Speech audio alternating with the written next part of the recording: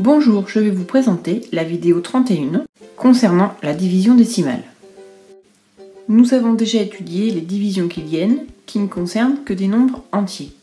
Cette fois-ci, la division décimale concerne des nombres entiers et décimaux. Effectuer la division d'un dividende A par un diviseur B, qui doit être différent de 0 puisque nous n'avons pas le droit de diviser par 0, c'est chercher le quotient Q tel que A égale B fois Q. Q peut être un entier ou un nombre décimal. On peut retenir les égalités suivantes. Lorsque l'on fait A divisé par B, on obtient Q. A est donc le dividende, B le diviseur et Q le quotient. Cette égalité s'écrit encore A égale B fois Q, puisque Q est le nombre qui multiplié par B donne A. Observons un premier exemple. Lorsque nous effectuons la division de 28,5 divisé par 3, on obtient 9,5, car 3 fois 9,5 égale 28,5. On peut donc dire que le quotient de la division de 28,5 par 3 est égal à 9,5. On peut remarquer ici que 9,5 est un nombre décimal, puisqu'il possède un nombre fini de chiffres après la virgule. Mais attention, dans une division, le quotient n'est pas toujours un nombre décimal. Mais dans ce cas, il est alors possible d'en donner un encadrement ou une valeur approchée. Étudions un exemple. Nous allons effectuer 10 divisé par 3. On la pose de façon classique et on recherche dans 10 combien il y a de fois 3. Il y va 3 fois. 3 fois 3, 9. 9 que l'on soustrait à 10 et il reste 1. Comme nous effectuons une division décimale, on va essayer d'aller plus loin.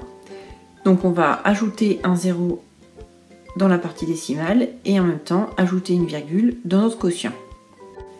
10 étant égal à 10,0, on abaisse le 0 et on continue de façon normale notre division. Dans 10, combien de fois 3 ? Eh bien encore 3, 3 fois 3, 9, que l'on soustrait à 10 et il reste encore 1. On peut donc, là encore, ajouter un 0 dans la partie décimale et obtenir comme précédemment, dans 10, combien de fois 3 ? 3, 3 fois 3, 9, 9 ôté de 10, il reste 1. On observe donc que l'on obtiendrait, en répétant, en rajoutant des zéros, des restes indéfiniment égaux à 1. Donc notre quotient n'est pas un nombre décimal, puisque sa partie décimale ne comporte pas un nombre fini de chiffres. Lorsque le quotient n'a pas un nombre décimal, on a la possibilité d'en donner une valeur approchée. On peut donc conclure, d'après la division que nous avons posée, que 10 divisé par 3 est environ égal à 3,3. On notera une barre avec une petite vague. On dit donc que 3,3 est une valeur approchée du quotient au dixième près par défaut, puisque le chiffre après la virgule est le chiffre des dixièmes. On peut aussi donner une valeur approchée par excès, c'est-à-dire une valeur qui est plus grande.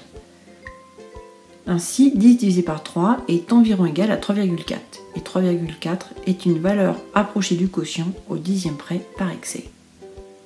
On peut aussi donner un encadrement.